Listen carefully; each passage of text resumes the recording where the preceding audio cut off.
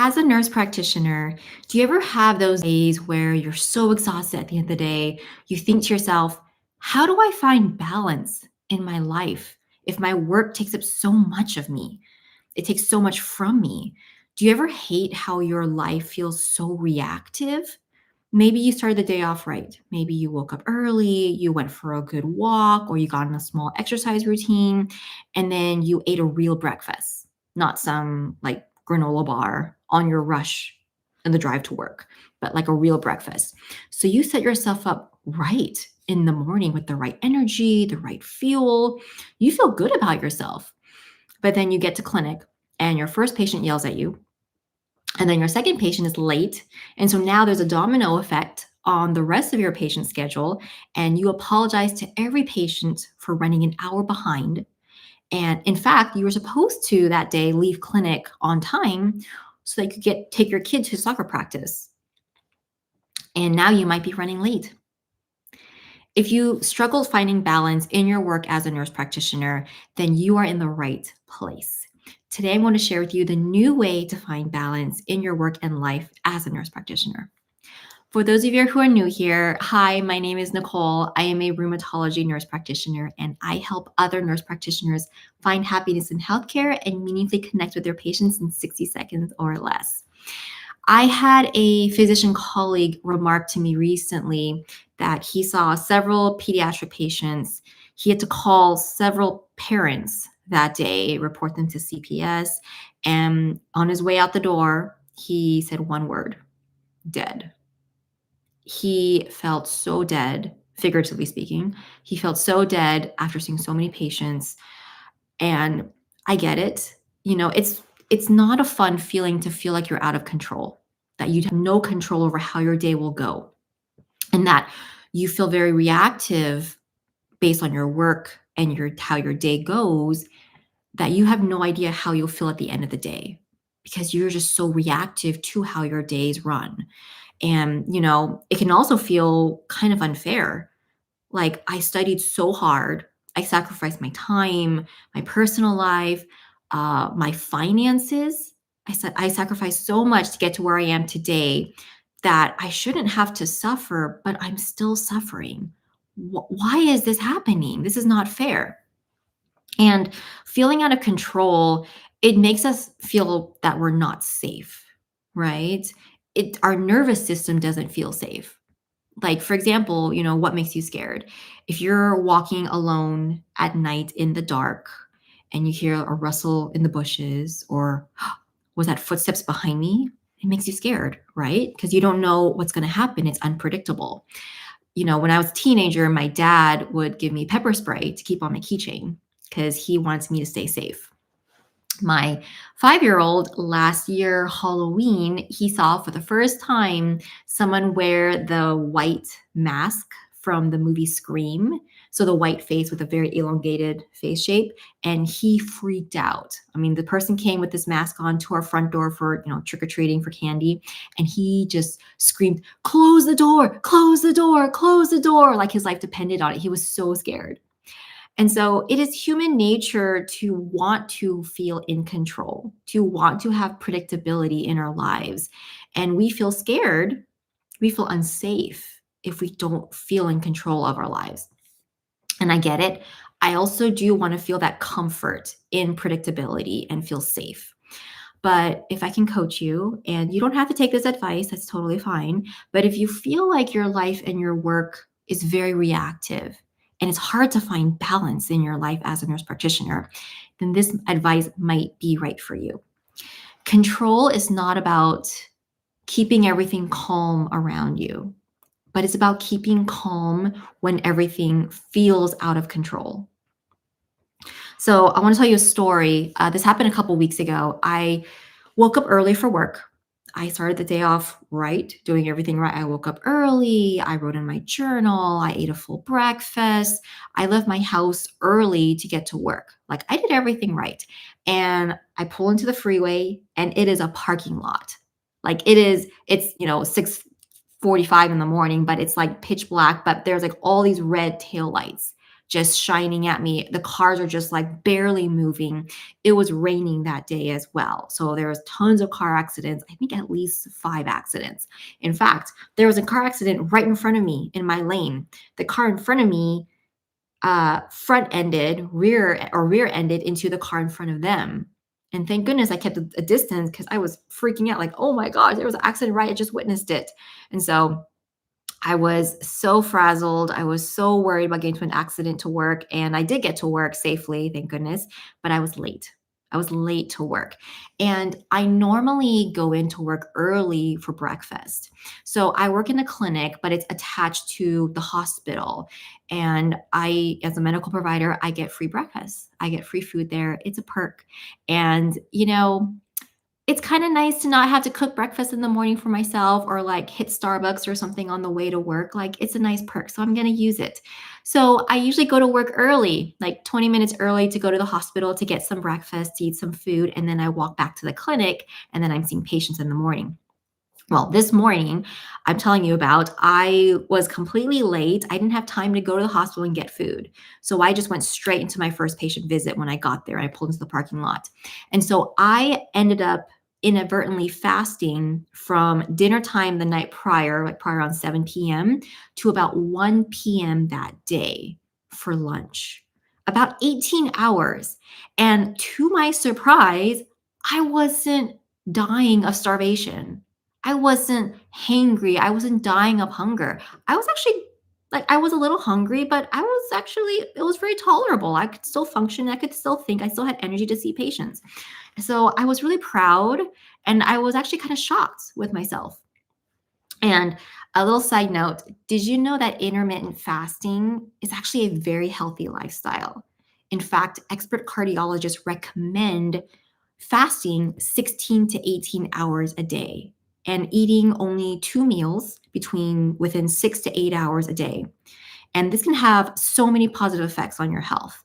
It can help you with your blood sugar control. It can help you with your blood pressure, your cardiovascular health, your gut health, inflammation, osteoarthritis, regulating metabolism, so many things. Intermittent fasting can also boost memory, the neurons in your brain.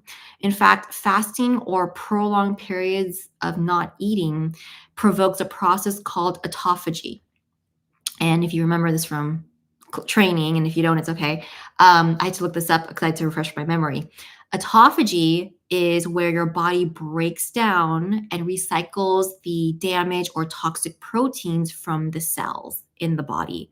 So think of it like you're spring cleaning your house and you get the broom and you're sweeping the house, all the dust and the debris in the corners of the kitchen, in the garage, or you get a wipe and you're wiping down all the stains, the stickiness, the residue from the kitchen counters, the bathroom counters, the stove top where you've cooked and food has, leaked and gotten messy.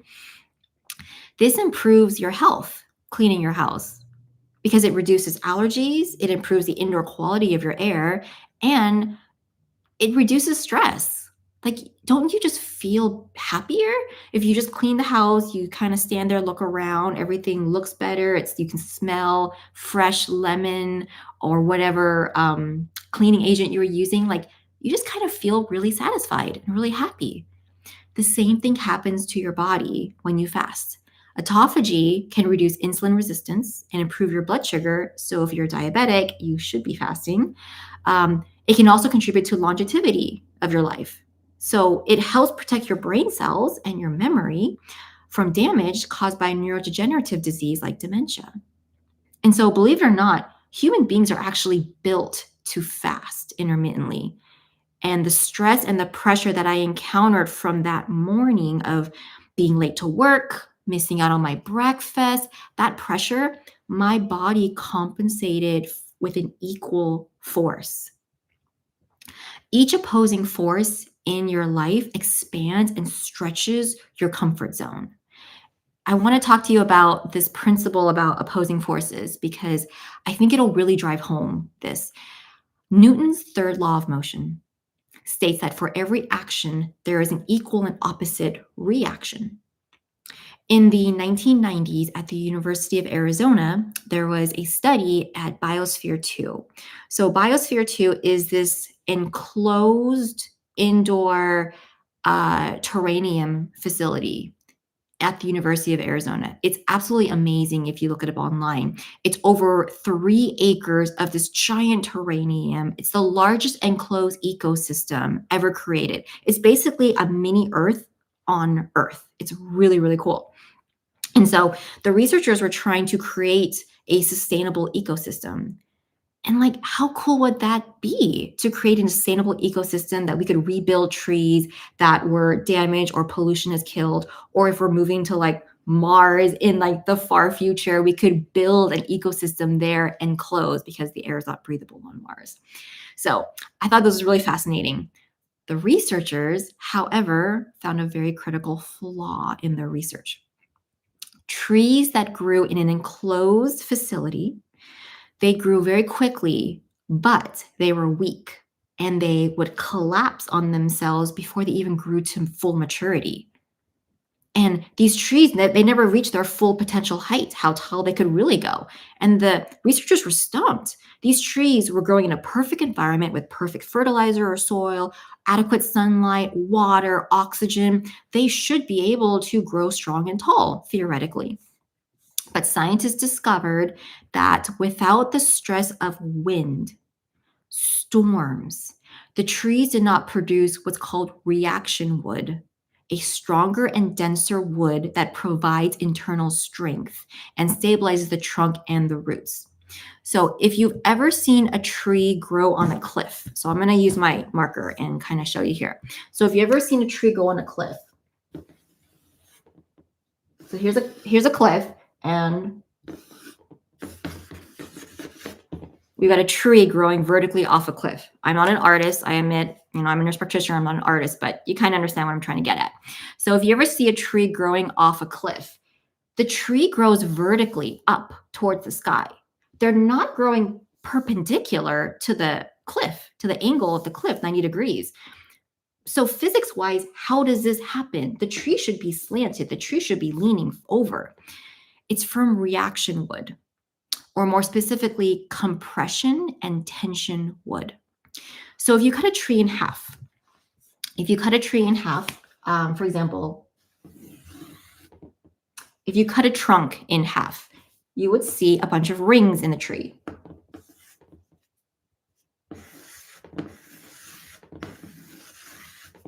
And all these rings represent layers of the tree.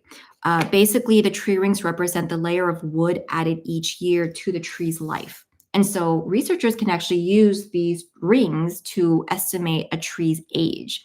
And so trees that have a lot of rings, really thick trunks, they are like grandpa trees. They're like great grandparent trees. They have been around for a long time. But there's more to these rings than just age. There's so much more to these rings than just the age. Each ring here in a tree trunk is built based on the opposing force So each of these rings in a tree trunk, it doesn't just show the age.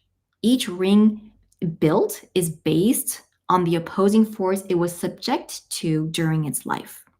And so if you see a tree growing off a cliff, so if you see a tree growing off a cliff, this is the lower edge of the cliff here. The tree actually grows what's called compression wood right here. So if you have a ring and you have the pith, which is the center of the tree, you actually have wider rings on this side of the cliff here. These rings are much wider and they help strengthen the tree and help it grow vertically. And then there are some types of trees that have what's called tension wood, which is the opposite, which is where the rings get thicker on the higher side of the cliff. And so these get thicker and these are thinner rings. And that also helps the tree strengthen as well and grow vertically upwards towards the sky where it can get the sunlight. And so, trees, this is fascinating. Trees need wind to grow stronger. The everyday pressure of wind pushing and pulling on trees is what prompts them to develop a robust and resilient structure. And without these environmental, the wind blowing Without these environmental stress, they lack the necessary strength to support their own weight, and the tree would just collapse on itself. The storm we stand in every day as nurse practitioners, it is constant and it is required. It is required. Some days the storm is a light breeze and you barely feel it. It's barely a blow on your face. And some days it's an ice whipping wind just slapping you across the cheek. But standing in the resistance is what makes you stronger. It's what causes you to develop the resilience to stand up under the weight of yourself. The morning that I was late to work because of the traffic, I was so worried about not having a balanced breakfast or any breakfast that I'd be lightheaded, hangry, starving, and it would ruin my day. But that moment of fasting 18 hours, it actually helped me grow a thicker ring of wood or another layer to my comfort zone. The moment stretched my growth and it stretched my comfort zone. So often it's so often that we see balance as a scale. So let's say I'm going to draw right here. You have this is a terrible drawing. I'm so sorry. So let's say you have a scale, and normally we want it at equilibrium, right? We want 50% work, 50% life. Our personal life. We want an equilibrium in our scale. But what if I told you that is not balance? That is not balance. The definition of balance is actually steadiness. The definition of balance is steadiness. Did you know that? It's not about having a predictable life of 50% work and 50% personal life. Just like a tree, if we lived in a predictable world, we would grow weakly and we would not grow to our full potential, our full height, our full maturity. This tree didn't ask to grow on a cliff. You don't hear the tree complaining, why wasn't I seated in a beautiful forest on flat land nestled in the mountains where there's barely any wind or storm that would hit me? These trees, they don't try to pick themselves up and go to a different area. This tree calmly allows the external elements, the wind, the storm, to help them develop the strength to grow into their full potential maturity. The tree doesn't yell at the wind, go away. The tree calmly says, I'm excited to see how you make me stronger. This is exactly what our hard days as a nurse practitioner do for us. They make us grow stronger, stretch out our comfort zones, and show us what we're actually capable of. Just like I learned that I'm capable of fasting for 18 hours in a day without dying of hunger, or you learning that you're capable of enduring a hectic day of delayed patient visits and still showing up for your kids' soccer practice. Which, by the way, if you want to know how to connect with your patients while you're behind in your schedule and catch up, then I invite you to download my free guide, Own the Patient Conversation. The link is down below in the description box. Find out how to make an impact on others while still getting through your hectic day. Additionally, if you download this guide, you'll automatically get added to my mailing list and you'll want to be on it because I'm working on something very exciting in the background and you'll want to be front and center to hear about it. Pete Carroll, one of the best Pete Carroll, one of the best football coaches in the NFL, who led the Seattle Seahawks to their finally first Super Bowl win in 2014. And prior to that, Pete Carroll revitalized the USC, the University of Southern California's football program, and led them to 2 national championships. Pete Carroll says in his famous book, Win Forever, if you thought of it as who was winning and who was losing, you'd miss the whole point. It's really the guy across from us that makes us who we are. Our opponents create challenges that help us become our best selves. The opposing football player in front of you is not your enemy. They are your ally. They are helping you be a better version of yourself. Bad days lead to breakthroughs. Get excited for the moments that are out of control, out of your control, and will help you balance and steady yourself. I hope you found this episode helpful. If you did, then you should definitely check out my last episode, If I Would Have Found Happiness in Healthcare Sooner If I Knew This. Otherwise, I will see you all in the next episode. And remember, I am always rooting for you.